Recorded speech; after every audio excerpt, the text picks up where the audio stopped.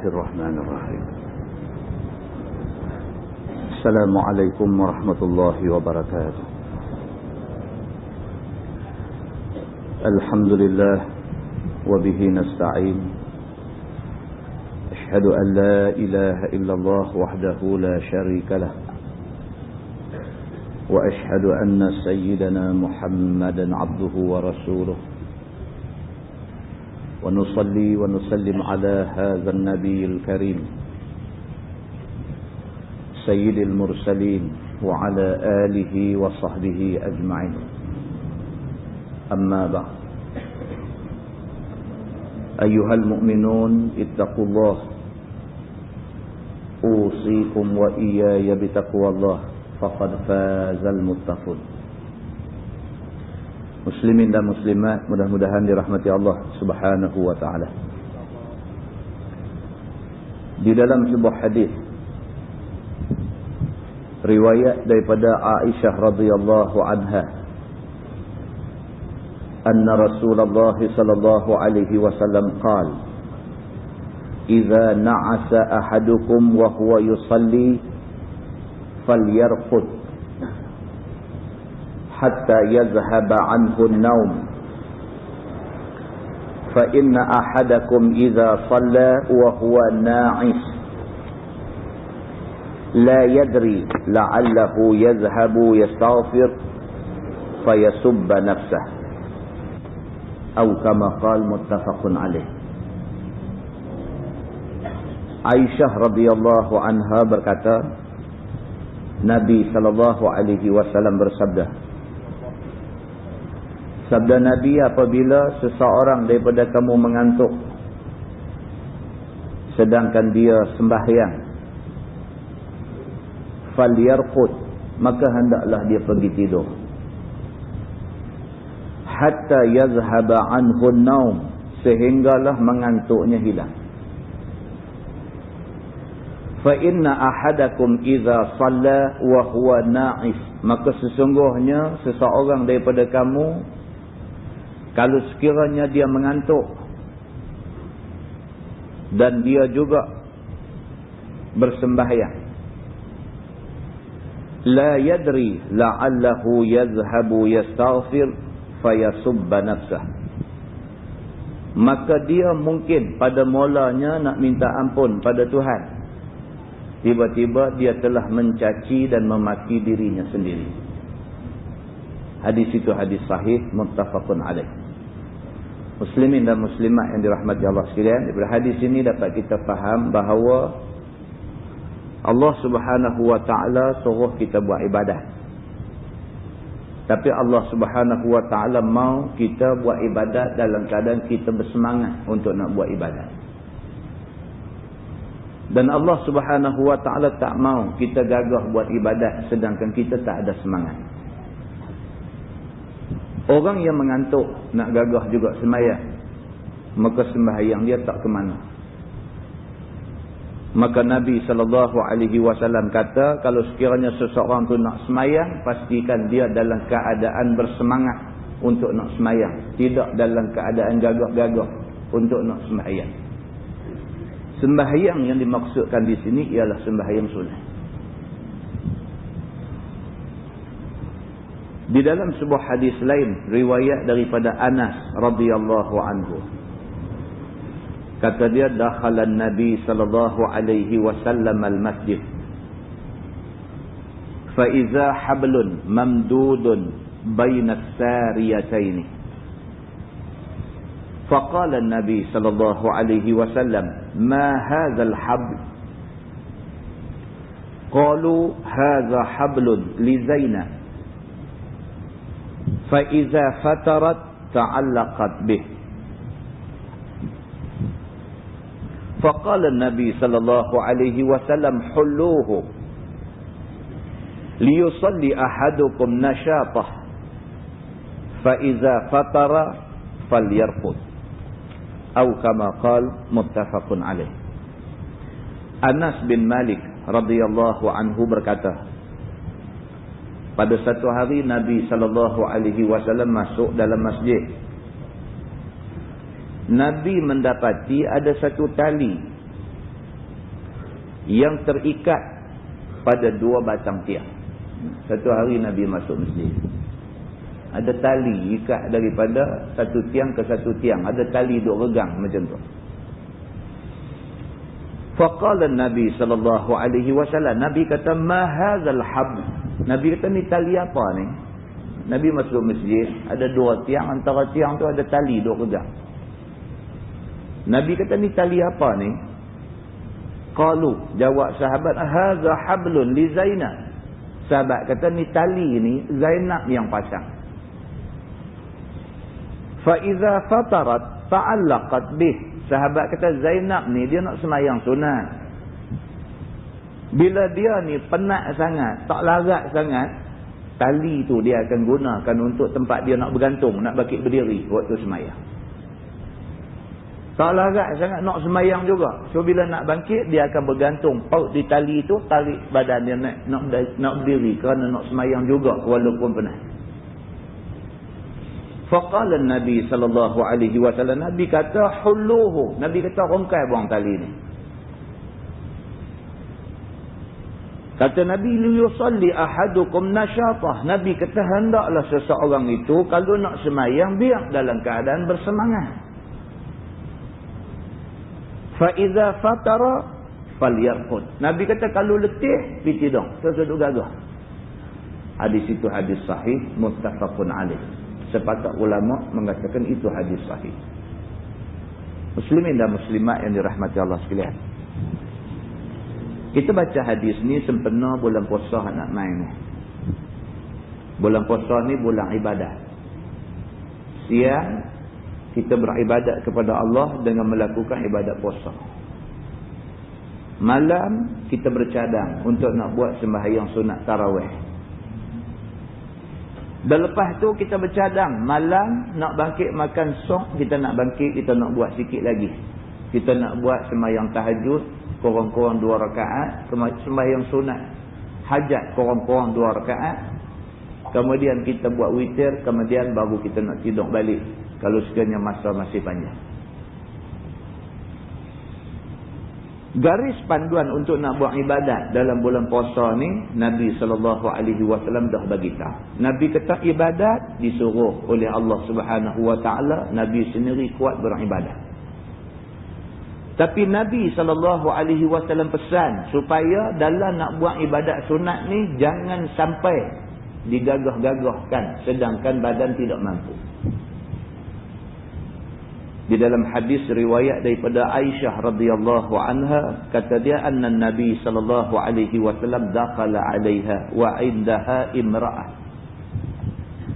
Qala Nabi sallallahu alaihi wasallam, man hadhihi? Qalat hadhihi fulana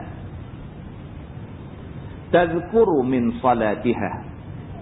Qala Nabi sallallahu alaihi wasallam, ma 'alaikum bima tutiqun. Wallahi la yamallu Allahu hatta tamallu wa kana ahabbu ad-din ilayhi ma dawama sahibuhu alayhi atau kama qala muttafaqun alayh. Aisyah radhiyallahu anha menceritakan, kata dia satu hari Nabi sallallahu alaihi wasallam balik rumah Aisyah. Bila Nabi masuk, kebetulan pada masa tu ada satu perempuan mai ziarah Aisyah ni. Nabi masuk, Nabi kata, man hazihi? Nabi kata, ni perempuan ni siapa? Jawab Aisyah, hazihi fulanah. Dia kata, dia ni satu orang perempuan, si Fulan bin si Fulan. Dia cerita kat Nabi, siapa perempuan ni? Tazkuru min salatiha. Aisyah pun cerita tentang perempuan ni. Perempuan ni mai duk cerita dekat Aisyah tentang semayang dia. Perempuan ni yang mai rumah Aisyah ni, dia mai nak cerita dia ni semayang cukup rajin, cukup kuat semayang, sampai tak larat pun bakit semayang lagi. Aisyah radhiyallahu anha bila dengar cerita perempuan ni, dia cerita balik ke Nabi sallallahu alaihi wasallam. Aisyah kata perempuan ni adalah si Fulanah binti Fulan dan sebagainya. Dia mai rumah ni, dia duk cerita dia ni kuat semayang, dia kuat buat ibadat, dia ni segala-galanya dia buat cukup-cukup, dia buat sungguh-sungguh. Tengah Aisyah duk cerita, Nabi kata, mah. Nabi kata, sudah lah. Nabi kata. Janganlah sampai macam tu. Nabi kata, alaikum bima tutiqun. Nabi kata ke atas kamu, kalau nak buat ibadat ni setakat yang larat. Nabi kata. Pasal dengar ke cerita tu sampai lebih-lebih. Maka Nabi SAW kata, mah ni maksudnya cukuplah, sudahlah. Jangan sampai macam-macam tu. Alaikum bima tutiqun. Nabi kata ke atas kamu, kalau nak buat ibadat ni biar setakat yang larat aja. Fa wallahi, Nabi kata demi Allah, la yamallullahu hatta tamallu. Nabi kata demi Allah, Tuhan dia kalau dia nak bagi pahala, dia tak jemu nak bagi banyak mana pun. Yang takutnya kamu jemu buat ibadat. Punya buat ibadat ni macam mana tak mau buat dah esok ni. Nak perhabis hari ni juga. Nabi kata jangan sampai macam tu. Takut-takut pulun hari ni dengan malam esok aja, lepas tu tak buat langsung. Nabi kata, la yamallullah hatta tamallu. Kamu buat banyak mana pun, Allah boleh bagi pahala. Tak ada masalah bagi Allah. Tapi takut kamu gelut sangat, lepas ni kamu jemu nak buat ibadat. Kata Nabi, wa kana ahabbuddin ilaihi, dan adalah agama yang paling disukai oleh Allah Subhanahu wa taala, ma dawama sahibuhu alaih, iaitu amalan yang sikit tetapi sentiasa dibuat oleh manusia. Hak tu Tuhan suka. Buat tak banyak mana, tapi hari-hari dia buat benda tu. Dia tak gelut sangat. Tapi daripada umur berapa dulu sampai lah ni, sebelum tidur, sembahyang witir dia mesti buat. Tapi macam tu aja. Tiap-tiap malam 3 rakaat, 3 rakaat, 3 rakaat. Tak ada nak buat sampai belah-belah rakaat. Tiap-tiap malam 3 rakaat. Tapi dah berbelah tahun dah tak tinggal walaupun satu malam. Hak ni lebih Allah Subhanahu wa taala suka daripada hak gelut buat ni, macam mana tak mau buat dah lepas pada ni. Punya duk geluk buat tu macam tak mau buat dah esok, nak buat hari ni, bagi siap semua sekali. Selang seminggu berhenti terus, tak buat apa dah. Allah tidak suka orang yang macam ni. Muslimin dan muslimat yang dirahmati Allah sekalian. Jadi bulan puasa adalah bulan kita nak lipat gandakan ibadat. Jangan sampai kita buat ibadat kita jadi ibadat yang tak ada kualiti. Buat ni sungguh-sungguh, kualiti tak ada. Tapi buatlah ibadat, tidak banyak pun tapi sikit yang berkualiti. Allah Subhanahu wa taala Tuhan maha baik. Allah tidak terima malaikat ibadat yang baik-baik. Innallaha ta'ala tayyibun. Nabi kata, la yaqbalu illa tayyibah. Allah Subhanahu wa taala Tuhan yang maha baik. Allah tidak terima melainkan amalan yang baik-baik. Jadi kita cuba sedaya upaya kita untuk tambah ibadat bulan puasa. Tapi biarlah ibadat yang kita buat ibadat yang baik. Maksudnya kita buat dalam keadaan kita bersedia untuk nak melakukan ibadat dan kita bersemangat untuk nak ibadat kepada Allah Subhanahu wa taala. Mudah-mudahan bulan puasa nak mai tak berapa hari lagi ni menjadikan bulan yang menambah kebaikan kita di sisi Allah Subhanahu wa taala insya-Allah. Kita menggunakan Bahrul Mazi jilid 16.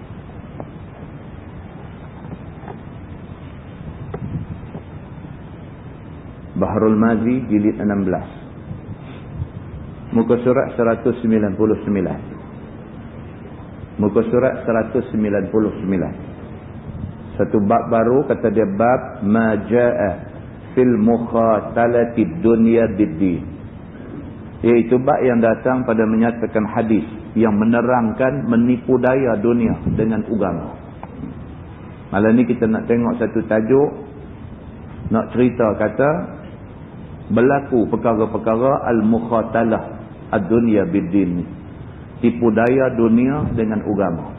Agama yang ada ke dia tu menipu dia kerana dia nak dunia daripada agama dia. Kita tengok macam mana dia nak kupas benda ni. Ketahuilah saudaraku, adalah dunia ini, yakni mata benda dalam dunia dan kesedapan itu adalah fitnah besar ke atas manusia. Itu dia abang dulu. Dunia ni Nabi SAW kata kelihatannya khadirah, kelihatannya hijau, segar dan menarik hati.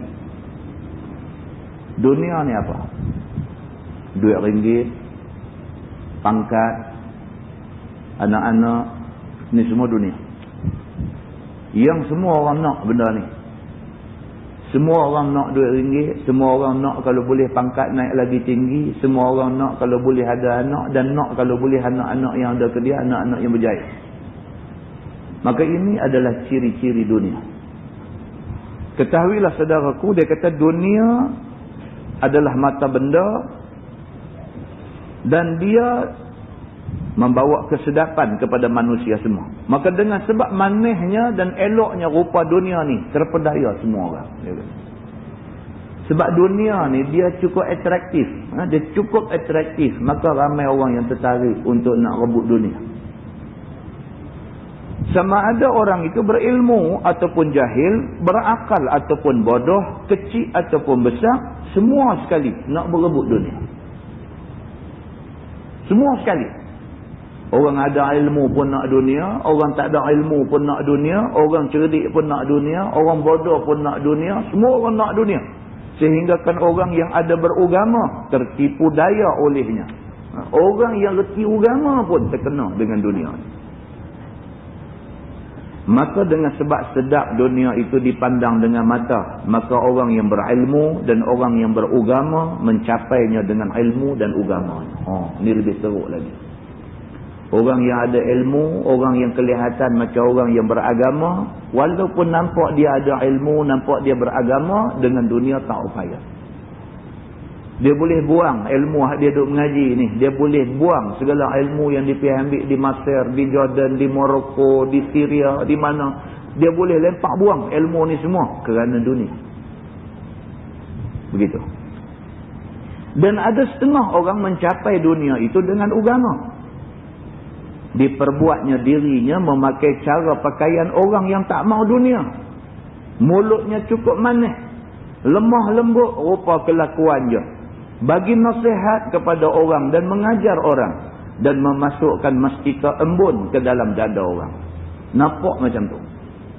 Nampak dia ni very religious. Nampak dia cukup beragama. Bercakap ni sejuk dada orang. Dia masukkan mastika embun dalam dada. Orang yang dengar cakap dia berasa sejuk dada.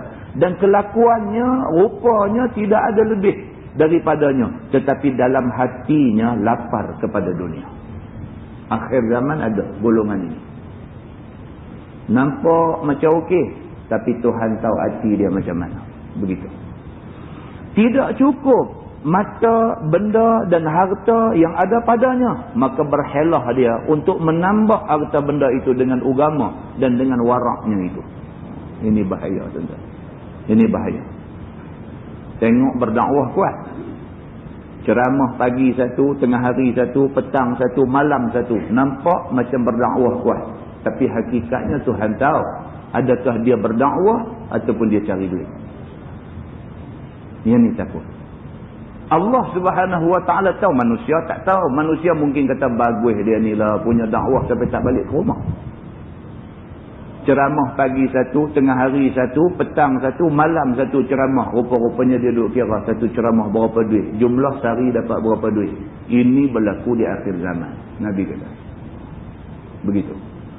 Berapa banyak harta dalam tangan dan kesedapan ia menghimpun jua dan berkehendak jua. Tak peduli. Lagi nak cari. Dairy tulis penuh. Ceramah satu hari 5 tempat. Bukan semua. Maksudnya dia nak bagi ingat ada macam ni berlaku di akhir zaman. Hak jenis macam ni. Kerana benda. Kerana dunia dia buat kerja-kerja agama. Begitu.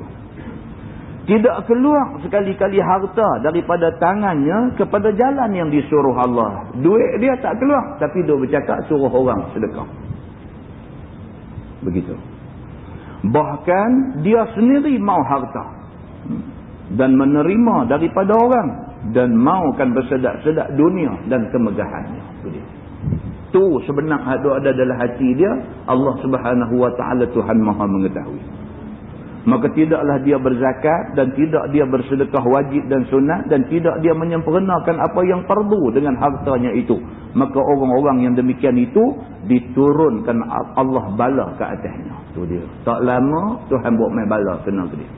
Begitu.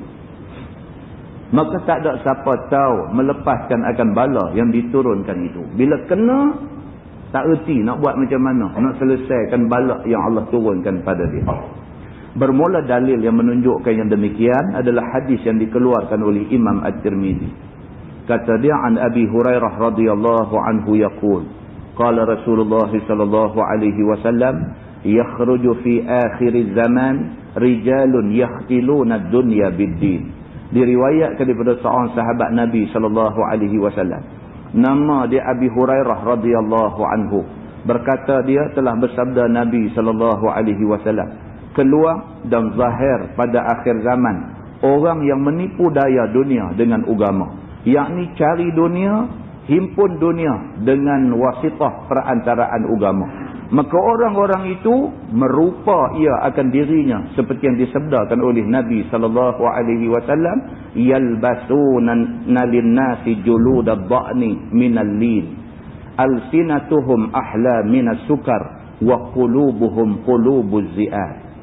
Memakai mereka itu bagi dirinya kerana nak zahir tunjuk pada orang akan kulit biri-biri daripada lembutnya. Yakni kinayah daripada diri mereka, pura-pura diri lemah lembut dengan orang dan cukup tawaduk rupa. Tunjuk depan orang ni macam warak, macam baik, macam dia ni beragama, nampak cukup elok. Tunjuk luaran dekat orang ni, tunjuk macam tu. Lagi lidah mereka itu lebih manis daripada gula, bercakap cukup sedap. Kinayah daripada mulut dia, pandai dia bercakap dan bersyarah akan hukum dan agama, dan pandai bagi nasihat dan ambil hati orang, dan hati mereka itu sendiri semacam hati serigala. Itu dia. Nabi bagi amaran menjelang akhir zaman wujud orang-orang yang macam ni. Dia ambil kesempatan atas ilmu agama yang ada kat dia, dia ambil kesempatan daripada orang ramai yang ada. Begitu. Yakni dalam hati dia sehabis-habis hasad dan sehabis-habis lapar. Dalam hati ni penuh dengan dengki, nak musnahkan orang dan sebagainya. Tiada dinampaknya orang berharta, melainkan geram hati dia berkehendaknya. Dan tiada nampak jalan dapat harta, melainkan mau ia menghimpun dan mengambilnya. Dengan menzahirkan diri dia beragama, dengan berupa kuat taat dan manis mulut, dan pakaiannya macam pakaian wali-wali, cukup dengan tawaduk dan menghina diri. Tunjuk susah. Tunjuk depan orang miskin, susah, pakai pun macam orang tak ada duit dan sebagainya. Hakikatnya duk himpun duit punya banyak. Tujuan nak tarik perhatian orang, suruh orang simpati, kesian, orang bagi sedekah kat dia dan sebagainya. Dengan itu dia boleh menghimpun harta dunia dengan sebanyak-banyaknya. Sambung hadis itu dia kata, yaqulullahu azza wa jalla abi yaghtari'un am alayya yajtari'un fabi halaftu la ab'athanna ala ulaika minhum fitnah tad'ul halima minhum hayara. Maksudnya berfirman Allah Subhanahu wa taala, Tuhan Maha Tinggi lagi Maha Mulia, adakah dengan agama aku menipu daya mereka itu akan dunia? Tuhan tanya kepada orang-orang ni, orang-orang yang guna agama untuk kepentingan diri. Tuhan tanya dia, abi yaghtari'un, adakah dengan mengguna agama aku, dengan menggunakan agama aku, kamu nak tipu orang? Diperbuat rupa taat dan takut pada aku? Tidak sekali-kali mereka demikian itu. Tunjuk ke orang macam warak, macam baik, macam beragama, tapi sebenarnya hati tak macam tu. Allah mengetahui tentang benda ni. Bahkan buat berani dan tidak sopan mereka itu atasku. Sedangkan orang yang macam ni adalah orang yang tak ada sopan dengan Allah Subhanahu wa taala.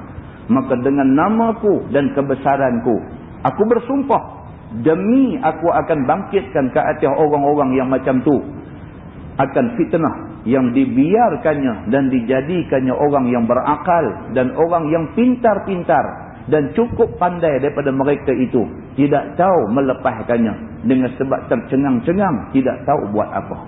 Tuhan bersumpah, Tuhan kata, demi Allah, orang yang tak jujur ni satu hari aku tunjuk, aku buat turun bala kat dia, dia pandai macam mana pun dia tak boleh lepas daripada bala tu. Muslimin dan muslimat yang dirahmati Allah sekalian, dengan agama tidak boleh main-main. Kita main-main dengan agama, tak cepat, lambat sikit Tuhan tunjuk akibat daripada kita buat main-main dengan agama. Hidup buat cakap pandai dengan agama, sedangkan hati perut kita tak suka pada agama, lambat laun Tuhan tunjuk. Hidup guna ayat Quran, duk guna hadis, hidup baca depan orang, nak tunjuk kata kita ni kononnya nak perjuang sangat agama, sedangkan hati kita kalau tak betul, Tuhan tahu. Tak cepat, lambat sikit. Tuhan kata, demi Allah aku akan tunjuk bala yang menimpa dia ni, dan bila bala ni main, semua orang akan tahu bahawa dia tidak jujur dengan Tuhan. Kata At-Tirmizi, ini hadis hasan lagi gharib. Tuan kena ingat benda ni. Saya lebih-lebih lagi kena ingat benda ni. Sebab benda agama ni, benda yang kita duk cakap hari-hari. Tuan-tuan pun kena ingat-ingat benda ni. Agama bukan benda yang kita boleh guna untuk dijadikan stepping stone. Agama bukan benda yang boleh kita gunakan sebagai batu loncatan untuk nak buat harta kekayaan. Nak kaya, pergi cari cara lain. Pergi kerja, pergi buat menyaga, pergi apa, pergi cara nak kaya. Bukan cara agama. Bukan menggunakan ayat Quran dan hadis Nabi untuk nak jadi kaya. Tajuk baru, dia kata bab ma jaa fi hifzil lisan. Iaitu bab yang datang pada menyatakan hadis yang membicarakan memelihara lidah. Ini pula dia nak beritahu kat kita sebagai orang Islam, lebih-lebih lagi sebagai manusia, kena jaga lidah kita, jangan piduk guna ikut suka nafsu kita mau macam mana kita buat, tak boleh. Ketahuilah saudaraku, lidah boleh dikatakan dia macam senjata tajam. Lidah ni dia kata macam senjata. Bahkan dia lebih tajam daripada senjata. Lidah ni boleh bunuh manusia, begitu. Maka apabila digunakan dia, nescaya memberi bekas dia. Lidah ni kalau kita guna, dia ada bekas kat orang. Orang tu sakit hati kerana kita kata kat dia, orang tu sakit hati sampai mati, dia duk simpan sakit hati kat kita. Bekas, kesan daripada lidah kita, dia boleh jadi sampai macam tu dekat orang yang kena. Sebagaimana memberi bekas akan senjata, kerana tiap-tiap senjata bila dipakai akan dia, seperti pedang diparangkan, seperti senapang ditembakkan, seperti busar dipanahkan, nescaya melukai ia. Begitu juga mulut, apabila dilepaskan dia, mencakap, mencela dan menyumpah, berkata-kata dan meleter-leter yang tiada faedah, nescaya memberi bekas ia ke dalam hati orang. Macam mana pistol kita tembak, orang tu lekat parut kat dia, walaupun dia tak mati, bekas parut kena peluru pistol tu sampai mati, parut tu dah ada. Demikian halnya dengan lidah, kita kata kat orang, kita pergi kata dekat orang, kita maki hamun dia, kita fitnah dia, kita cerca dia, kita caci maki dia dan sebagainya. Kita hak kata ni, kita ingat kata habis itulah, angin puput hilang. Tapi orang yang kena kata, benda tu duduk berbekas dalam hati dia, dia tak lupa kita sampai mati. Tuan-tuan, ini sebab agama suruh jaga lidah kita. Dengan kerana ni agama pesan lidah kena jaga. Kata ke orang sedap, orang yang kena cakap kita tu macam mana dia menanggung sakit dia, macam mana dendam yang ada dalam hati dia terhadap kita ni. Maka Islam tak suka mencetuskan suasana tidak baik yang macam tu. Nak elak daripada jadi benda macam ni, awal-awal jaga lidah kita. So seduk kata sedap-sedap mulut dekat siapa-siapa, begitu. Dan boleh menjadi kepada fitnah, bahkan boleh berbunuh-bunuh dengan sebab lidah. Lidah ni boleh jadi fitnah dekat satu orang. Kita pergi sebar cerita tak betul tentang satu orang, semua orang dengar, semua orang dah pandang serong dekat orang yang kita fitnah tu. Akibat daripada cakap kita tu, musnah hidup kawan tu. Kita orang yang mula-mula buat terbit benda tu, kita menanggung dosa dia. Demikian halnya, dia kata kerana pergi bercakap ni, akhirnya boleh jadi bunuh-membunuh. Kata dia lagi, sebagaimana pula tabiat lidah, suka dia bergerak-gerak dengan suara umpat dan keji. Ini tabiat lidah. Suka sangat duk mengumpat, duk mengeji, duk pemburuk orang dan sebagainya. Dan berkata-kata yang sia-sia. Setidak-tidaknya pun bercakap benda tak ada faedah. Ini tabiat lidah. Sama ada dia bercakap tu dia mengumpat orang, dia keji orang, dia hina orang, dia fitnah orang, dia rosakkan nama baik orang, dia jatuhkan maruah orang. Sama ada dia guna lidah macam tu ataupun dia guna lidah dengan tujuan yang sia-sia saja, cerita benda tak ada satu faedah. Ni semua dia kena jawab depan Tuhan esok. Begitu. Maka jadi daripada umpat dan keji dan berkata yang sia-sia tu beberapa maksiat dan fitnah. Begitu. Yang kemudiannya jadi membinasakan orang yang dikeji dan diumpat itu. Dan membinasakan juga orang yang mengeji dan mengumpat itu. Dia hak kata pun binasa juga. Orang hak kena kata pun boleh rosak bila sampai ke telinga dia apa yang orang ni kata ke dia. Begitu. Dengan kerana itu, tiada jalan lepas daripada kebinasaan itu. Itu dia. Dengan kerana tu dia kata siapa ada guna lidah pergi bercakap benda tak elok, fitnah, umpat, keji dan sebagainya, memang tak boleh terlepas daripada kebinasaan. Setidak-tidaknya dia binasa kerana dia bercakap tak elok. Mau nak jadi tak elok lagi, orang hak dia kata tu dapat tahu, lagi buruk keadaan akan jadi. Begitu. Lain daripada jangan digerakkan lidah itu, melainkan kepada zikrullah dan berkata atas perkataan yang berfaedah. Kalau nak selamat, dia kata guna lidah ni untuk zikrullah. Tentu selamat. Ataupun dia kata jaga lidah daripada bercakap benda yang tak bawa faedah. Jaga. Tak usah bercakap lagi baik daripada bercakap kalau sekiranya cakap itu nak bawa malapetaka dekat kita. Baik tak usah bercakap. Perkataan yang tiada menyakiti orang. Kalau nak selamat, tak usah cakap benda yang boleh bagi sakit hati orang. Dan perkataan yang tiada menyakiti diri sendiri. Dan tak usah bercakap benda yang boleh bagi sakit hati kita sendiri.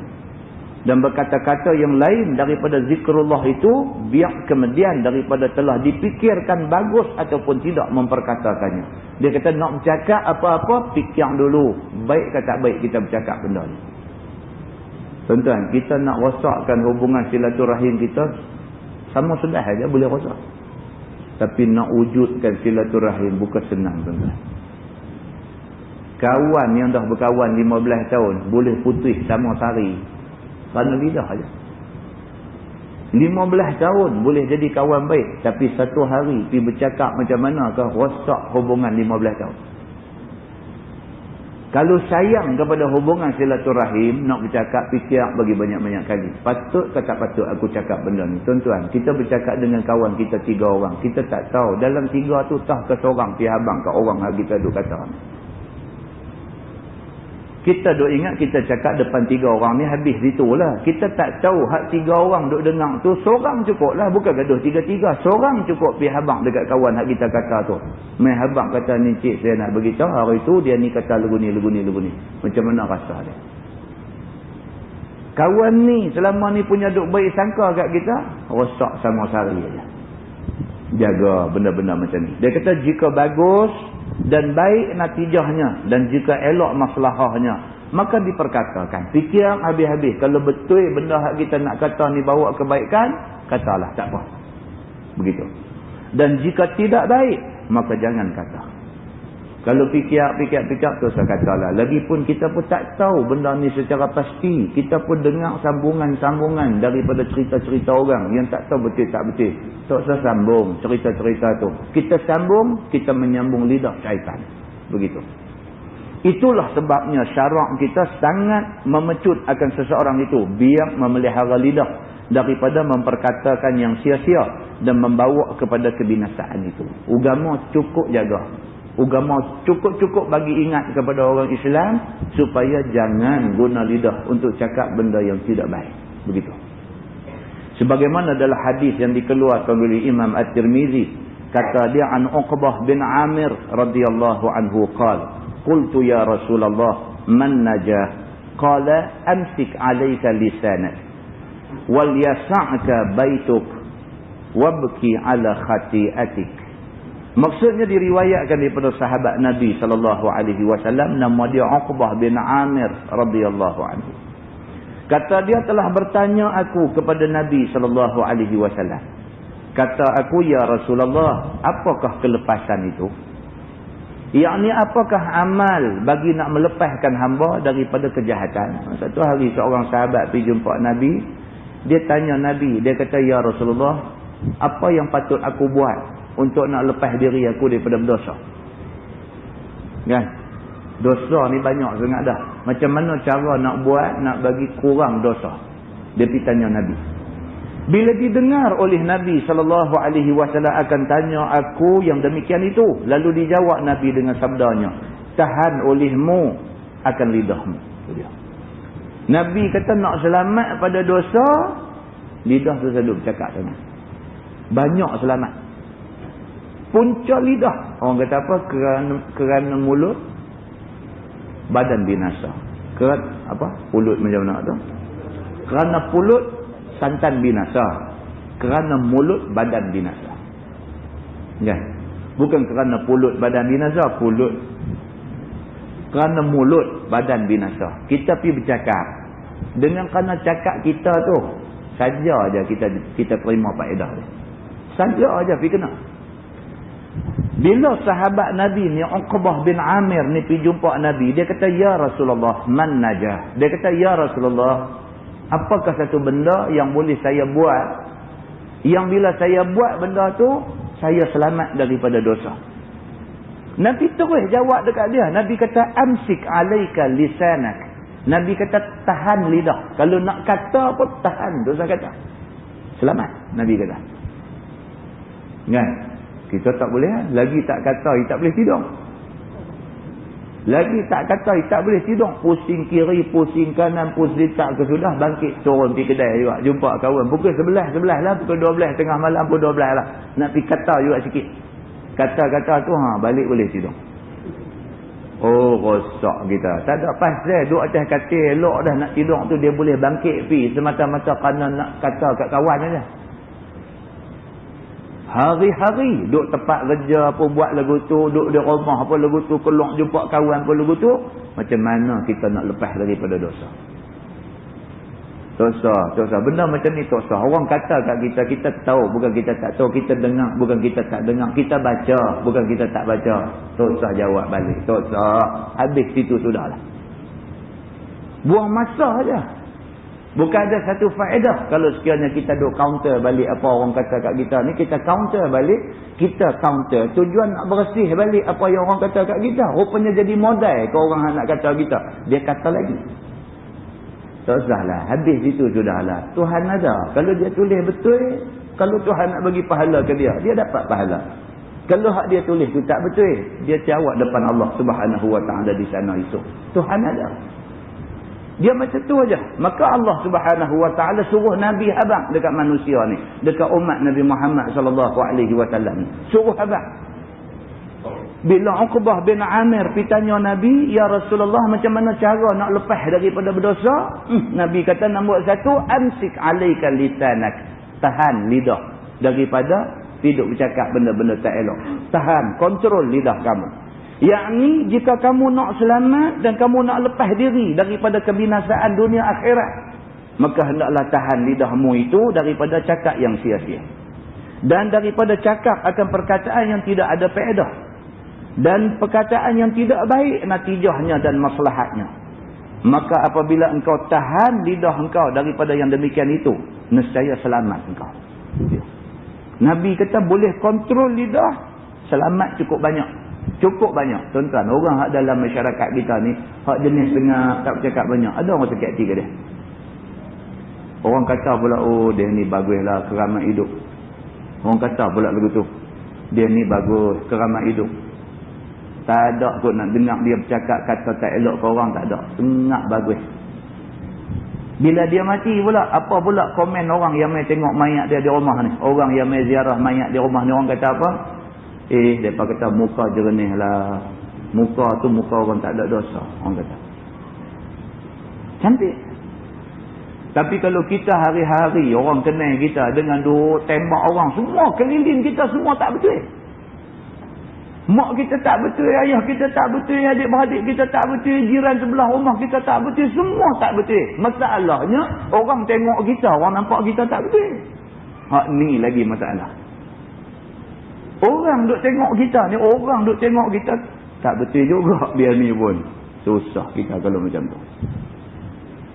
Banyak benda kita nak kena jawab di depan Allah Subhanahu Wa Taala. Nabi SAW dia tarik orang. Dia tidak mengecam orang. Nabi SAW dia tarik orang. Dia pi rumah-rumah musuh ni. Nabi pi. Nabi tidak isytihar permusuhan. Nabi isytihar kawan. Nabi pi rumah mereka. Berapa kali dah tuan-tuan kita duk cerita hadis yang kata Nabi lalu ke bawah rumah dia, dia lempak perut unta atas belakang Nabi. Nabi lalu esok dia lempak sampah atas belakang Nabi. Nabi lalu dia jurus ayam atas belakang Nabi. Nabi lalu lagi. Nabi tak lari, tak pergi cari jalan lain. Nabi lalu kot tu juga. Nak tengok berapa hari dia nak buat ke Nabi ni. Tak buat dah. Seminggu Nabi naik pergi cari dia ni. Cari dia tengah sakit. Nabi buat apa? Nabi buat makan, pisuak masuk dalam mulut dia. Musuh tak larat nak lawan kalau sekiranya kita pergi buat baik dekat dia macam tu. Musuh tak larat lawan macam ni. Dia kata kita pergi buat khianat kat dia. Apa dia bagus? Nabi SAW ni banyak musuh jadi segan dengan dia. Nabi SAW ni musuh segan ke dia. Musuh kenal. Yang kata Nabi ni lagu mana? Ya'rifunahu kama ya'rifuna abna'ahum. Mereka kenal Nabi seperti mana mereka kenal anak-anak mereka sendiri. Bahkan mereka lebih kenal Nabi daripada anak mereka sendiri. Nabi orang baik.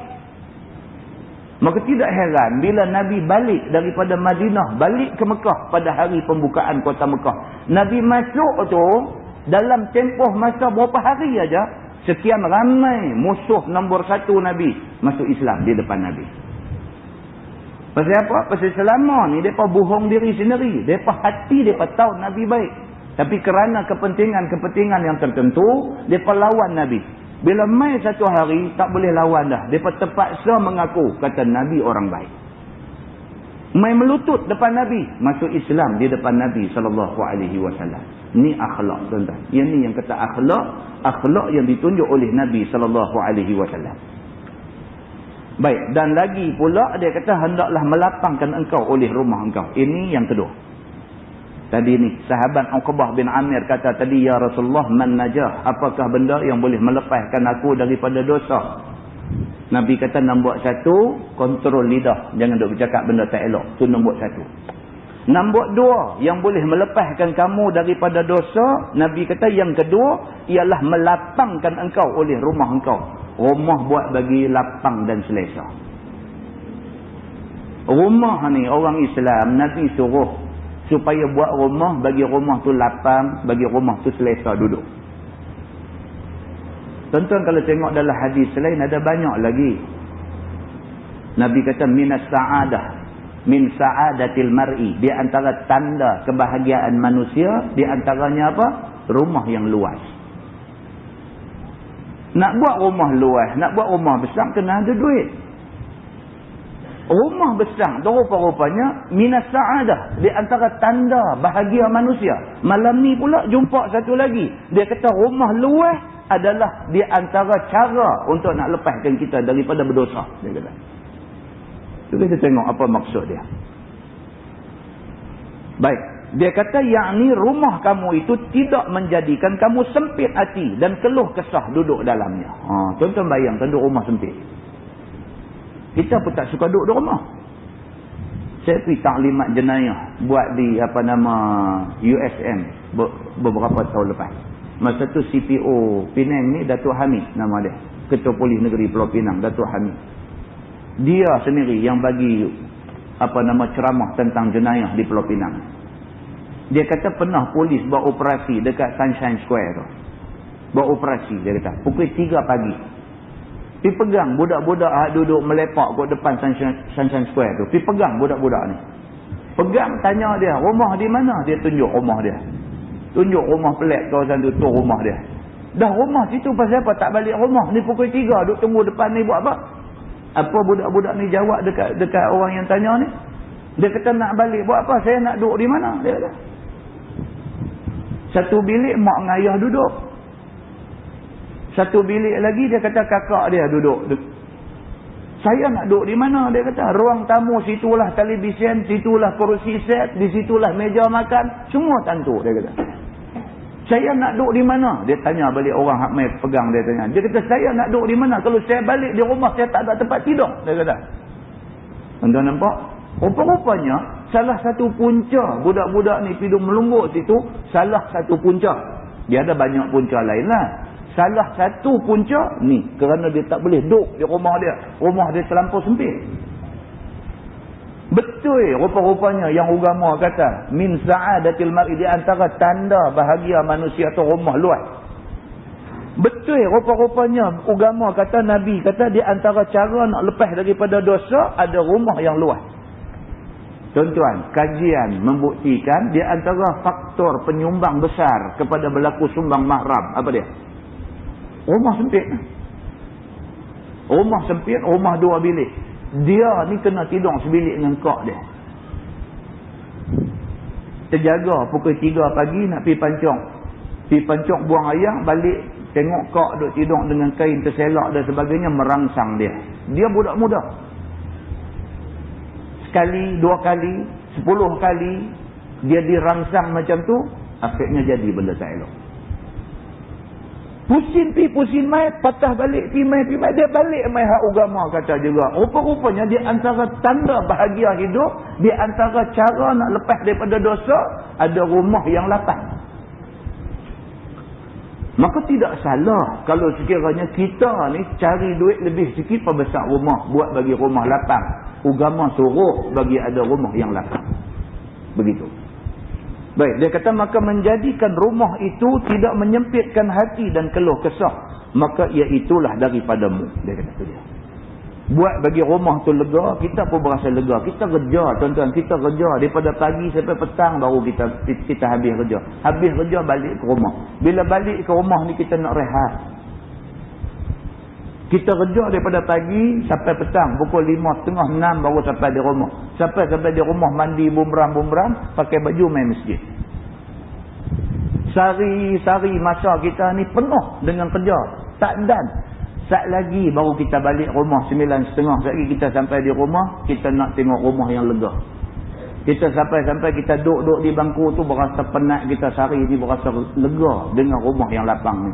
Balik dengan rumah sempit, dengan serabut.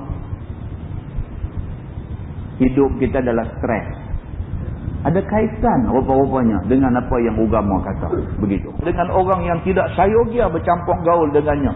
Seperti bercampur gaul dengan orang yang tak ada cakapnya pada jalan akhirat. Bahkan kepada jalan dunia sahaja. Dan orang yang tidak ada kelakuannya menaikkan hemah kamu kepada ibadah dan kepada taat.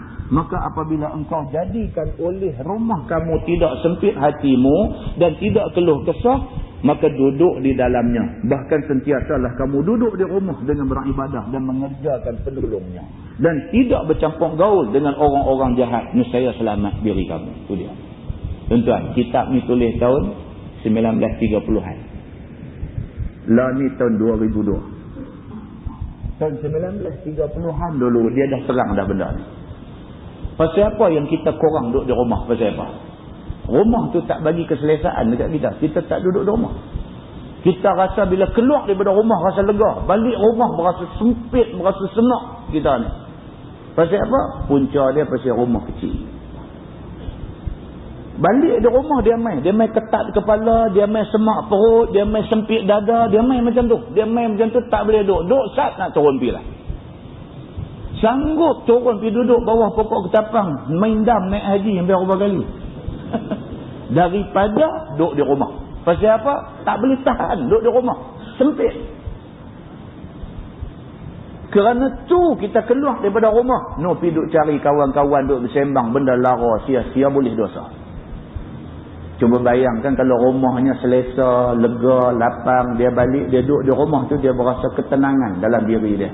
Dia tak terlibat dengan dosa-dosa di luar rumah.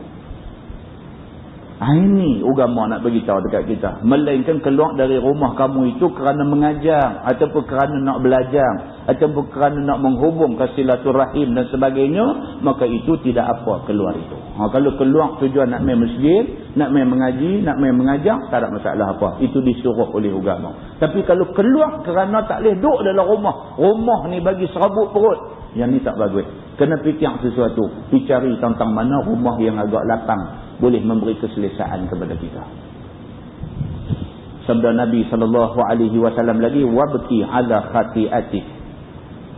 Artinya, dah hendaklah menangis kamu atas kesalahan dan atas kedosaan kamu. Ini yang ketiga. Cara untuk nak selamat diri daripada berdosa ialah, yang ketiga, Nabi kata ingat balik dosa kita. Tuan-tuan, takkan kita tak ada dosa? Takkanlah kita ni tak ada dosa? Setidak-tidaknya dosa jerkah bini. Sedangkan tak patut dia kena jerkah. Kita jerkah dia. Kita stres. Tempat kerja kena marah dengan bos lah, apalah yang tu yang ni. Dengan duit belanja tak cukup bulan ni. Bajet lari dan sebagainya. Semua tu dia himpun dalam kepala. Kita jadi semak perut. Kita jadi ketat. Balik di rumah, bini tak ada salah apa. Bini elok-elok main cakap dengan kita, kita tengking dia. Kita tempik dia terangkat kaki. Lama-lama sekali ingat balik benda ni. Ingat balik benda ni, fikir balik, aku ni pun. Ingat balik dosa-dosa kita. Bila ingat, dia kata apa? Apabila ada kesalahan kamu dan berdosa kepada Allah dan makhluknya, maka hendaklah kamu tangis akan dosa kamu itu. Duk seorang-seorang teringat balik, bini kita punyalah baik, punyalah berkhidmat dekat kita. Menikah dengan dia ni pun dah masuk 15 tahun, dah masuk 20 tahun dah menikah dengan dia, punyalah dia berkhidmat dekat kita. Tak patutlah kita tidur jauh-jauh dia macam tu. Menangis atas dosa kita ni. Menangis tu Tuhan suka. Kita menangis tu Tuhan suka. Dengan menangis depan orang dah buruk rupa. Menangis ni bila mengenangkan dosa ni, duk seorang-seorang ni teringat balik dosa-dosa kita, menangis. Tuhan suka orang macam ni. Kita dah baca ada hadis lepas di masjid ni, sab'atun yuzilluhumullahu fi zillih yauma la zilla illa zilluh. 7 golongan yang Allah bagi lindungan pada hari tak ada lindungan melainkan lindungan Allah. Di antara 7 tu yang last sekali apa dia kata? Rajulun zakarallaha khalian fafadat ainahu. Yang ketujuh ialah satu orang laki-laki zakarallaha khalian. Dia teringat dekat Allah, teringat dosa dia, teringat dekat Allah. Sedangkan dia duduk seorang diri di tempat sunyi. Fafadat ainahu, maka mengalir air mata dia. Orang yang macam ni Tuhan suka. Sebagai bukti Tuhan suka, padang mahsyar esok, waktu orang semua kena panas terik, dia ni Tuhan bagi satu naungan, lindung dia daripada panas di padang mahsyar. Ni yang dia nak beritahu kita. Maka menangis kamu itu tentulah datang sebabnya daripada sesal akan perbuatan kamu yang memberi kamu berdosa. Menangis tu pasal apa? Pasal teringat dulu ni kita banyak dosa. Teringat ni dulu ni dosa. Setidak-tidak dosa kita habang dasar. Hidup jerkah anak bini tak pasal-pasal.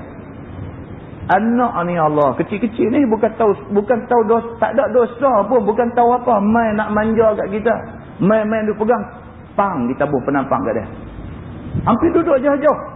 Punca dia kita stres di tempat kerja. Kita stres, duit tak ada. Salah tu salah kita. Pasal apa? Anak yang menjadi mangsa, kita lepas marah ke dia.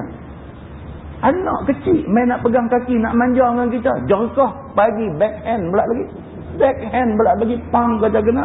Satu macam dia jatuh teriak wah. Bini mai kata apa ni, kalau nak marah pun janganlah pergi buat budak tak salah dengan bini pula dia pergi. Dia bagi sedih lagi. Duk saja-saja fikir balik dosa tuan-tuan. Dosa tu. Dosa budak ni pun kalau dia tuntut depan Tuhan esok tak terlepas kita di padang mahsyar. Budak ni kalau dia tuntut, Tuhan layan terus tuntutan dia. Pasal apa? Pasal dia budak. Tak ada dosa apa. Berjawab kita di depan Allah Subhanahu wa ta'ala esok.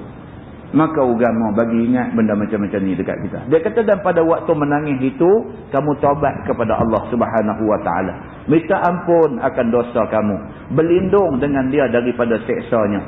Dan datangkan apa syarat taubat yang bertali mali dengan makhluk yang kamu zalim kepada dia. Kita bertaubat dekat Tuhan satu. Yang kedua, kalau kita ada dosa dengan sama-sama makhluk, settle dengan dia dulu.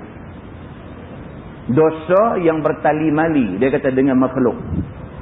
Kita ada dosa kat dia ni. Pasal apa? Kita pernah fitnah dia sampai jahanam dia ni dalam masyarakat. Orang kampung semua jadi benci kat dia ni. Punca kampung, orang kampung jadi benci ke dia, punca kita. Pergi jumpa dia, settle dengan dia. Minta ampun kat Tuhan. Kalau sekiranya dengan dia kita tak settle, kita minta ampun kat Tuhan. Tuhan tak lepas. Sebab ini dosa ada sangkut kita dengan dia. Oh tuan-tuan, agama tak lepas kita kalau kita buat salah. Tak lepas. Tuhan tak lepas kita. فَمَنْ يَعْمَلْ مِثْقَالَ ذَرَّةٍ خَيْرًا يَرَهُ وَمَنْ يَعْمَلْ مِثْقَالَ ذَرَّةٍ شَرًّا يَرَهُ. Duk baca ayat tu dalam semayang hari-hari. Barang siapa buat baik walaupun besar zarah, kecil, Tuhan balas kebaikan dia. Macam tu juga siapa yang buat jahat walaupun sikit besar zarah, Tuhan akan balas kejahatan dia. Tak lepas kita ni. Kita duk hantam orang, tak lepas tuan-tuan. Jawab di depan Allah itu kalau kita tak settle dengan orang tu masa di atas dunia. Begitu. Dia kata seperti memulangkan kalau kita ada ambil barang dia, harta dia, kita ada ambil, bagi balik barang tu kat dia, minta ampun kat Tuhan. Begitu. Ataupun minta halal apa barang yang haknya dilakukan dengan salah itu dan sebagainya. Ataupun kita ada buat satu benda yang kita dimestikan pergi minta halal ke dia. Aku minta halal, minta ampun lah. Aku hari itu ada sekata tak elok kat hang sikit. Kata kat dia. Aku minta maaf banyak-banyak. Aku pun dengar orang cakap, aku pun cakap sama, aku tak tahu apa. Aku minta maaf banyak-banyak. Cakap elok-elok. Begitu. Maka apabila ada engkau perbuat dirimu yang demikian itu, nescaya selamat dirimu daripada kesesatan dunia dan akhirat. Dia kata-kata At-Tirmizi ini hadis hasan. Masalah anggota merendah diri kepada lidah. Ni pula dia nak cerita anggota badan kita ni. Tangan kita, kaki kita, biji mata kita, telinga kita, hidung kita ni, semua ni merendah diri dekat lidah. Apa hal pula ni? Sesungguhnya ini satu perkara yang tidak nampak dengan mata kepala dengan secara terang-terang. Iaitu bahawasanya anggota badan itu merendah diri kepada lidah. Kita tak nampak benda ni. Tapi Nabi beritahu dalam hadis. Nabi beritahu kata tangan, kaki, apa, mulut, telinga, apa, semua ni merendah diri, merayu dekat lidah ni. Apa rayuan dia? Dia kata kerana anggota lain daripada lidah tu semuanya ada di badan kita. Dan lidah tu ada dalam mulut kita. Maka bagaimana anggota-anggota tu merendah diri kepada lidah? Ada tersebut benda ni di dalam hadis. Bahawasanya anggota tu merendah diri kepada lidah. Kata dia sesungguhnya anggota badan boleh dia rosak dan boleh dia binasa. Tangan, kaki, mata, telinga kita boleh rosak. Kerana lidah, mereka ni kena tanggung kerosakan. Kerana lidah hidup bercakap lebih kurang, kita kena masuk neraka. Bila masuk neraka, tangan kaki kena dera saja aja. Lidah punya pasal, tangan kaki habis semua satu badan kena dera dalam neraka. Lidah punya pasal, orang lain kena tanggung akibat dia. Itu maksud dia. Dan boleh dia tidak rosak dan binasa. Maka rosak dan binasa badan itu banyak datang daripada cakap jahat dan juga cakap yang sia-sia. Itu dia. Rosak badan ni semua punca lidah, dia kata. Dan cakap sia-sia dan jahat itu daripada lidah.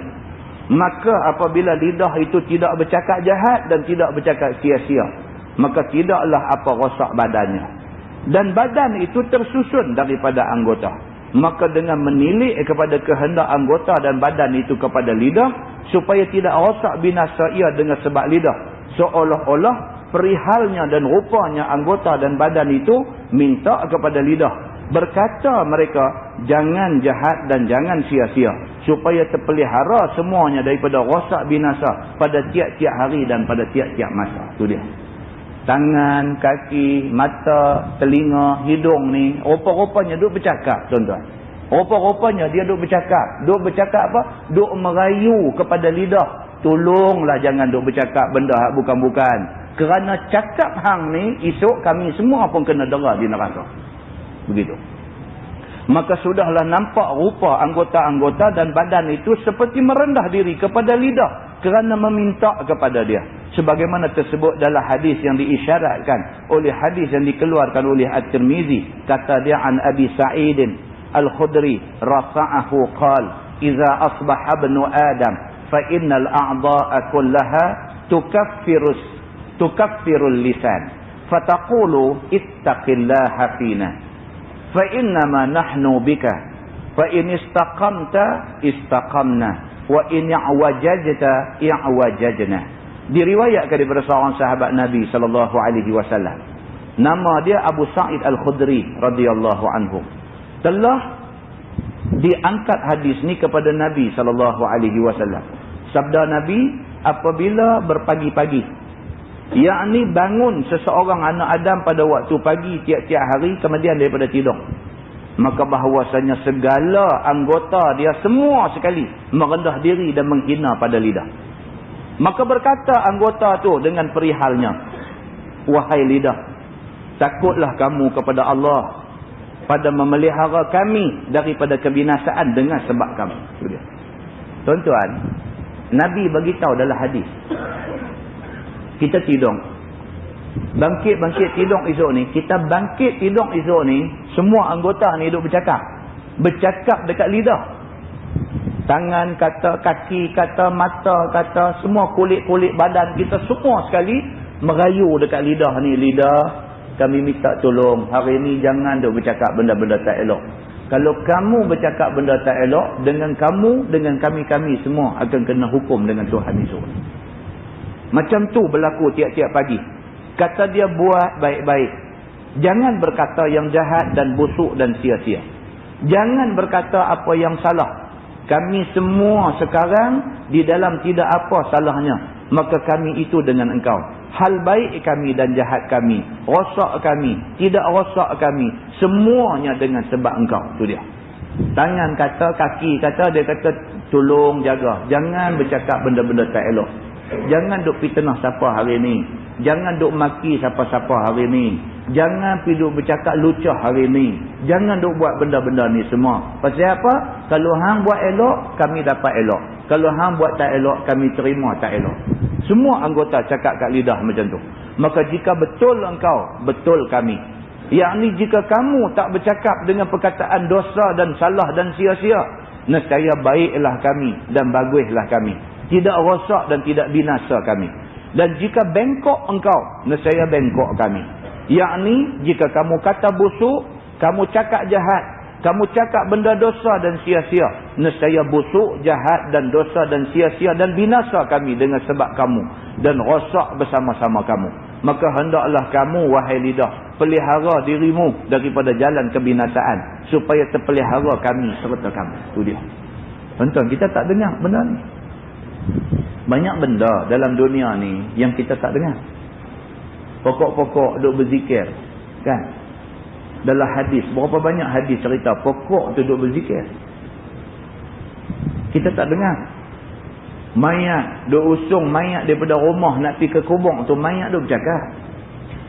Kalau mayat baik, dia kata qaddimuni, qaddimuni. Cepatkan aku. Mayat dalam keranda tu duk bercakap. Kita tak dengar. Kalau mayat tu mayat yang jahat, bercakap juga. Dia kata aina tazhabu nabi, kemana kamu semua nak bawa aku pi? Mayat je duk bercakap, kita tak dengar. Banyak benda dalam dunia ni yang duk bercakap yang kita tak dengar. Kerana tak dengar itulah kita jadi macam kita lah ni. Ni pula malam ni jumpa pula satu hadis, bukan cerita kata pokok-pokok, bukan cerita kata mayat dalam keranda bercakap. Anggota badan kita ni tiap-tiap pagi kita bangkit tidur, dia bercakap. Tapi dia bercakap dengan siapa? Dia bercakap merayu kepada lidah kita ni. Hari ni tak sah duk buat benda-benda dosa. Pasal apa? Kerana hang pergi buat benda dosa, dengan kami nanti kena dera dengan Tuhan. Begitu. Masalah memelihara lidah daripada bertutur dengan yang lucah-lucah. Sesungguhnya telah dikatakan di dalam masalah yang dahulu daripada ini. Lidah itulah yang membinasakan segala anggota dengan sebab bertutur yang jahat dan yang sia-sia. Maka setengah daripada perkara yang jahat yang suka atas lidah sebut ialah seperti mencarut dan berkata perkataan yang lucah. Ini di antaranya. Selain daripada mengumpat, mencaci, memaki, menghina, mengata sesuatu yang tak betul tentang orang, memfitnah dan sebagainya. Selain daripada tu, lidah ni suka bercakap benda mencarut, benda lucah. Suka macam tu. Cakap, sebut benda tak elok. Cakap, sebut benda tak elok. Begitu. Dan juga mengumpat dan menista orang dan mencela dan mencaci dan mengacung. Ini lidah. Suka cela orang, suka caci orang, suka perburuk orang, suka hina orang. Bahkan suka mengacung pula lagi. Piduk habang lugu ni dan sebagainya, nak bagi dalam masyarakat jadi bergaduh. Begitu. Maka semuanya itu pekerjaan yang jahat daripada lidah. Ni semua ni kerja jahat lidah dah buat. Dia kata.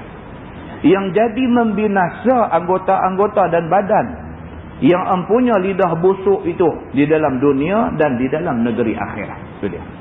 Dengan kerana itu, dipecut sangat oleh syarak kita suruh pelihara lidah daripada bertutur dengan segala yang lucah-lucah. Kerana perkataan lucah itu menjadi akan tabiat kebinatangan dan tabiat busuk. Dia kata. Orang yang mulut suka duk cakap benda lucah, ini orang tabiat dia cukup tak elok, cukup busuk. Dia kata. Tak elok macam tu. Mencarut dan mengumpat dan mencela dan mencaci dan membuat fitnah. Kerana yang demikian itu mencelakakan diri sendiri. Itu dia. Hidup buat lagu tu yang nak jadi rosak diri kita sendiri. Maka siapa mengaku memelihara lidah, nescaya dipelihara Allah akan dia daripada azab neraka. Itu dia. Siapa janji dia nak jaga lidah. Tuan-tuan, kita kalau tak maki orang rugi lah. Tak ada rugi apa. Kita maki orang, kita rugi. Tuan-tuan, kita dah sebut beberapa kali hadis cerita Nabi duduk sebelah Sayyidina Abu Bakar As-Siddiq. Duduk tak duduk, mai satu orang lelaki-lelaki, dia maki Sayyidina Abu Bakar. Depan-depan, dia maki Sayyidina Abu Bakar, Nabi duduk ada sebelah. Sayyidina Abu Bakar yang dia pergi maki itu, satu orang manusia yang Nabi SAW kata, manusia yang kalau sekiranya aku disuruh pilih untuk nak buat kekasih, latakhaztu Abu Bakrin khalila. Aku tentu pilih Abu Bakar jadi kekasih aku. Manusia baik macam ni kena maki depan-depan. Nabi duduk ada sebelah. Dia ni main maki Sayyidina Abu Bakar. Nabi tak kata apa. Nabi diam je. Sayyidina Abu Bakar pun diam. Tak jawab apa yang orang kata kat dia. Walhal kata-kata tu semua tuduhan, tohmahan dan fitnah semata-mata. Tapi Sayyidina Abu Bakar tak jawab. Diam. Kawan hak duk maki ni, dia maki, dia nak suruh jawab. Bila dia maki, Sayyidina Abu Bakar tak jawab, dia geram, dia maki lagi. Dia geram, tak jawab, dia maki lagi. Dia geram, Sayyidina Abu Bakar tak jawab, dia maki lagi. Bila dah banyak kali sangat duk ulang maki, Sayyidina Abu Bakar tak boleh tahan. Sayyidina Abu Bakar jawab. Bila Sayyidina Abu Bakar jawab aja, Nabi bangkit pergi ke lain bang. Sayyidina Abu Bakar As-Siddiq bila tengok Nabi bangkit pergi ke lain, dia rasa macam dia ada buat satu benda yang tak kena. Maka Nabi bangkit tinggal dia. Maka dia pun berhenti jawab dan dia pergi cari Nabi SAW. Dia kata dekat Nabi, ya Rasulullah, dia kata pasal apa? Masa orang tu duk maki aku macam-macam tadi, kamu duduk sengap, kamu boleh dengar apa dia kata. Tapi bila aku jawab aja, kamu bangkit tinggal aku pasal apa? Apa jawab Nabi?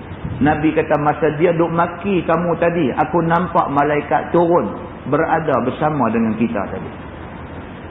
Orang yang tak salah, ada orang main duk maki dia, malaikat duk ada sama dengan dia.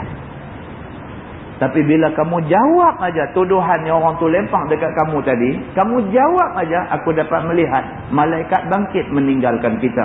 Maka aku pun bangkit. Aku tak mau duduk dengan orang yang malaikat tak mau duduk sekali dengan dia. Muslimin dan muslimat yang dirahmati Allah sekalian. Tapi kita yang kata manusia ni dah. Kita yang kata manusia ni tak jawab tak boleh tidur. Dia nak jawab juga. Bila jawab kita pun sama macam orang yang kata ke kita juga. Begitu. Dia kata dan masuk ia ke dalam syurga. Kalau orang-orang yang pelihara lidah dia, Allah pelihara dia daripada azab neraka dan Allah masukkan dia ke dalam syurga. Bahkan telah diaku dan disanggup oleh Nabi SAW. Siapa sanggup memelihara lidah daripada bertutur busuk dan bercakap lucah dan mencarut dan mengumpat dan sebagainya, nescaya sanggup Nabi SAW masukkan ia ke dalam syurga. Nabi sanggup bagi jaminan dia dapat syurga. Begitu. Sebagaimana tersebut dalam hadis yang dikeluarkan oleh Imam At-Tirmizi. Kata dia an Sahl bin Sa'd radhiyallahu anhu qala Rasulullah sallallahu alaihi wasallam man yatakaffal li ma baina lahyaihi wa ma baina rijlaihi atakaffal lahu bil jannah. Diriwayatkan daripada seorang sahabat Nabi sallallahu alaihi wasallam. Nama dia Sahal bin Sa'ad radhiyallahu anhu. Kata dia telah bersabda Nabi sallallahu alaihi wasallam, siapa sanggup bagiku memelihara akan barang yang antara dua janggutnya. Nabi kata siapa yang boleh bagi jaminan, bagi garanti dekat Nabi yang dia boleh jaga benda yang duduk di antara dua janggut. Apa dia? Mulut. Antara misai dengan janggut, mulut. Nabi kata baina lahyaihi. Lahyaihi maksudnya dua janggut. Misai ni pun janggut, janggut pun janggut. Siapa yang boleh bagi satu garanti dekat Nabi, dia boleh jaga benda yang duduk antara dua janggut, iaitu di antara dua bibir mulut. Lidah lah. Yakni lidah yang ada letaknya antara dua bulu janggut. Dan siapa sanggup memelihara barang yang antara dua kaki, iaitu zakar dan juga faraj, daripada berzina. Nabi kata siapa boleh bagi garanti, boleh bagi jaminan dekat Nabi, dia boleh jaga lidah dia dengan kemaluan dia. Maka siapa sanggup pelihara semua yang tersebut itu, aku mengaku, kata Nabi, membalas baginya dengan syurga. Maksudnya Nabi kata aku jadi garantor di depan Tuhan. Dia ni garanti dapat syurga. Siapa yang dalam dunia ni boleh bagi jaminan dia boleh jaga lidah daripada bercakap benda yang berdosa. Siapa yang boleh bagi jaminan dia boleh jaga kehormatan diri dia daripada terlibat dengan zina. Siapa yang boleh bagi jaminan dia boleh jaga dua benda ni, Nabi kata aku boleh jamin dia ni dapat syurga. Nabi kata. Kata At-Tirmizi pada bab ini ada riwayat daripada Abi Hurairah dan Abdullah bin Abbas radhiyallahu anhum, dan katanya lagi bermula hadis Sahal bin Sa'ad itu hadis yang hasan, lagi sahih, lagi gharib. Masalah dia kata memelihara lidah dan faraj itu besar kelebihannya. Seperti yang dikatakan di atas tadi. Jikalau terpelihara lidah daripada bercakap segala yang ditegah syarak, maka jadi selamat anggota dan badan dalam dunia akhirat dan dapat syurga. Dan jikalau terpelihara zakar dan faraj daripada zina, maka ia itu dapat selamat anggota badan daripada dunia, di dalam dunia dan akhirat. Dan siapa yang tak memelihara farajnya daripada berzina, maka ia itu dapat hina seksa di dalam dunia dan akhirat. Bermula dalil yang menunjukkan yang demikian itu, yakni kebinasaan di dalam akhirat ke atas orang yang memelihara lidah dan faraj itu ialah tidak akan binasa di dalam akhirat. Orang yang memelihara lidah dan faraj itu ialah hadis yang dikeluarkan oleh Imam At-Tirmizi.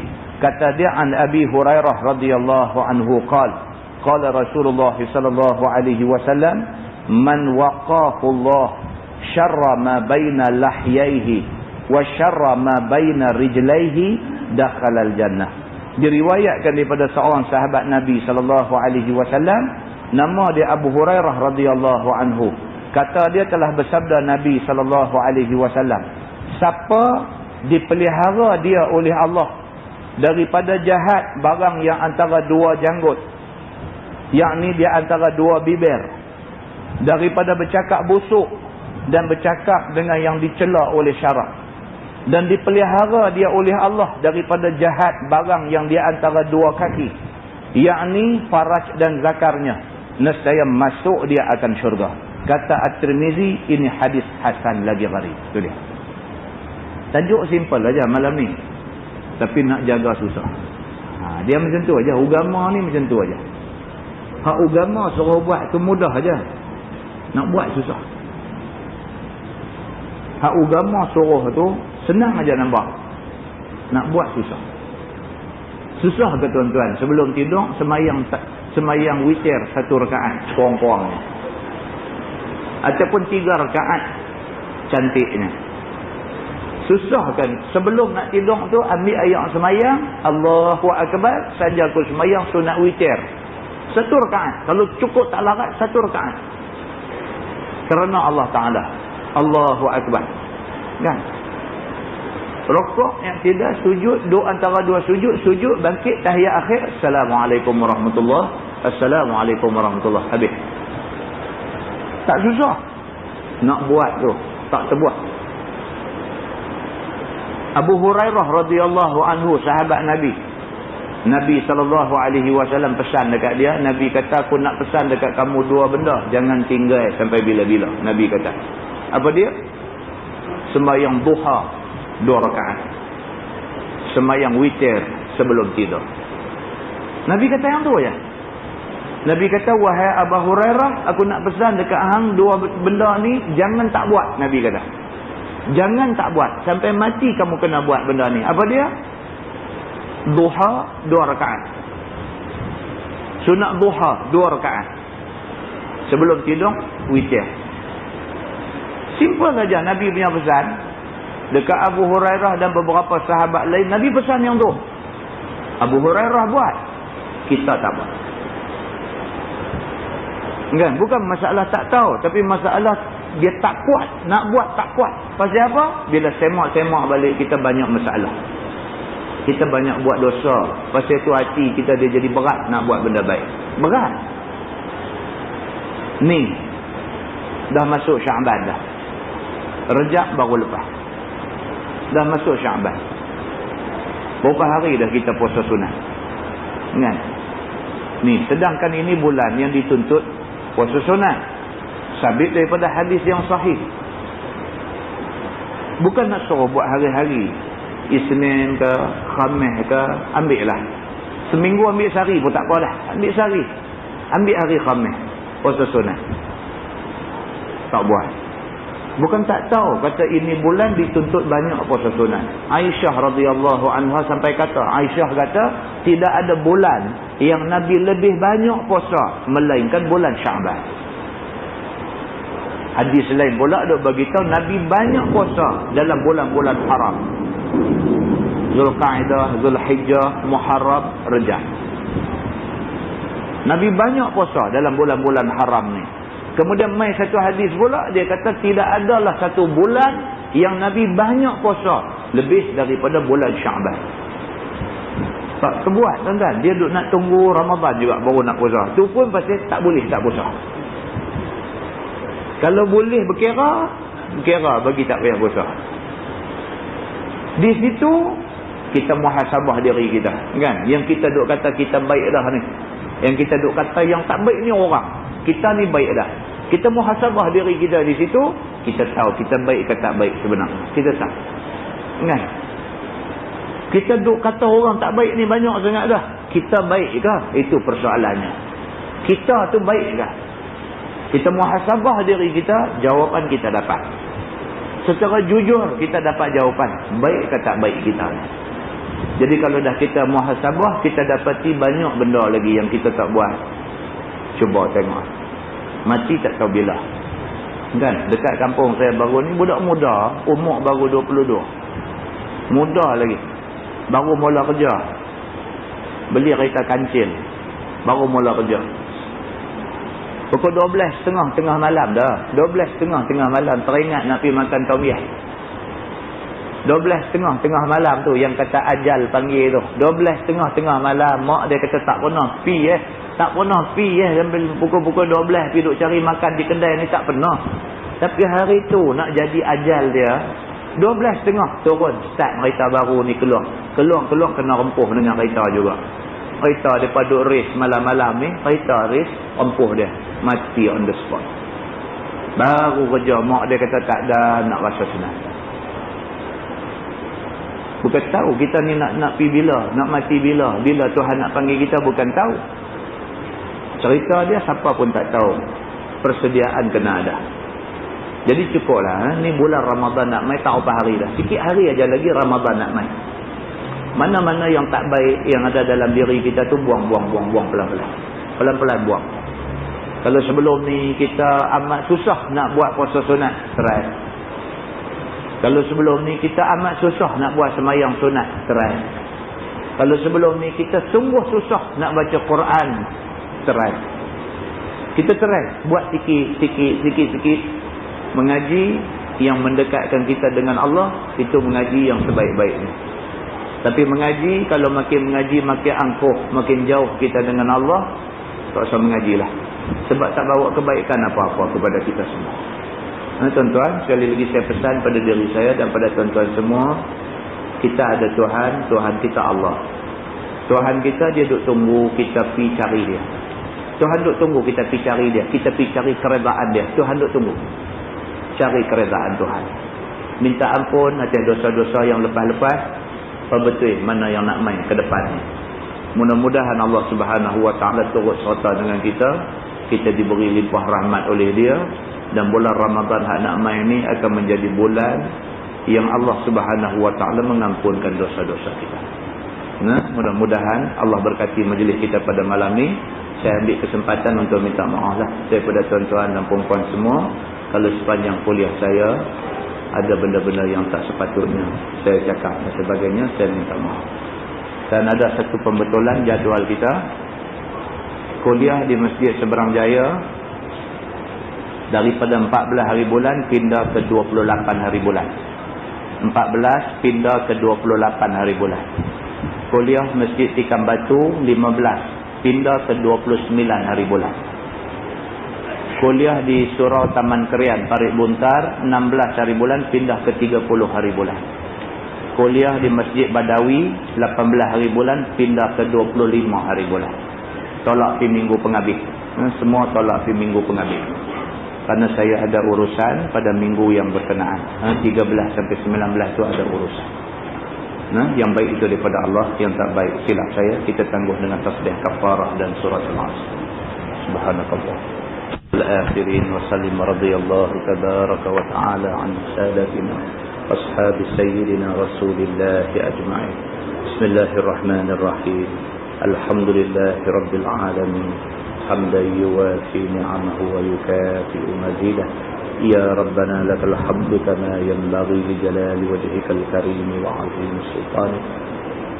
رضينا بالله ربا وبالإسلام دينا وبمحمد نبيا ورسولا.